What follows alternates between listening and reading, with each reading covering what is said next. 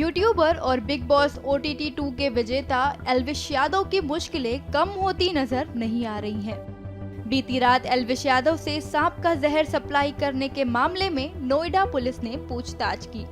उनसे पूछताछ के दौरान नोएडा के संयुक्त पुलिस आयुक्त आनंद कुलकर्णी ने बताया कि प्रारंभिक पूछताछ की गई है, जिसके बाद अगर हमें और पूछताछ की जरूरत होगी तो उनको फिर से बुलाया जाएगा।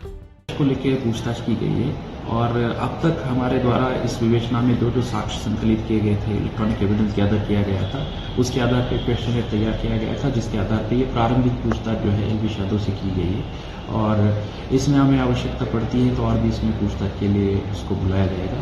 और आज जो हमारे 5 अभियुक्त है, इनका पुलिस कस्टडी रिमांड भी कोर्ट को प्रे किया गया है, जिसके आधार पर उनका पुलिस कस्टडी रिमांड में जो पूछताछ में चीजें आएंगी, अन्य जो भी प्रारंभिक पूछताछ में जो हमें इंफॉर्मेशन मिली है, उस इंफॉर्मेशन को भी क्रॉस वेरीफाई करके आगे फर्दर हम इन्वेस्टिगेशन को आगे बढ़ाएंगे और पूछताछ। इससे पहले नोएडा पुलिस ने रेव पार्टी में सांप के जहर के इस्तेमाल के मामले में FIR दर्ज की थी, जिसमें यूट्यूबर एल्विश यादव का नाम सामने आया था।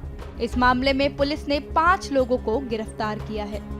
हरियाणा के मुख्यमंत्री मनोहर लाल खट्टर ने रविवार को कहा कि मामले की कार्रवाई पर उनका कोई प्रभाव नहीं है और इस बात पर जोर दिया जा रहा है कि अगर एल्विश दोषी पाया गया तो पुलिस कार्रवाई करेगी। देखिए, अभी ये विषय जो कि एक नया विषय उठा है, उनके खिलाफ जो एक्शन करना है तो पुलिस ने करना है, हमारा उसमें कोई कहना नहीं है, ना प्लस में ना माइनस में। जो इन्वेस्टिगेशन होगा, दोष होगा तो जरूर उनको सजा मिलेगी। नोएडा पुलिस ने मामले के सिलसिले में मंगलवार को एल्विश यादव को नोटिस भेजा था।